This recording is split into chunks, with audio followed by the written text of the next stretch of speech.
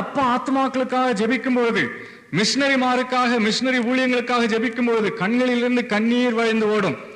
இதை பார்க்க வேண்டும் என்று சொல்லி அவன் கண்ணை மூடிக்கொண்டு இப்படி அப்பா முகத்தை பார்த்து கொண்டிருப்பானாம்.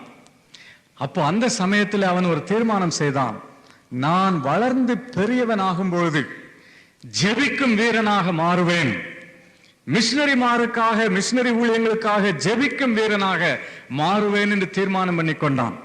அநேக ஆண்டுகள் கழிந்து இந்தியாவுக்கு ஒரு பெரிய மிஷனரியாக அந்த சகோதரர் வந்தார்.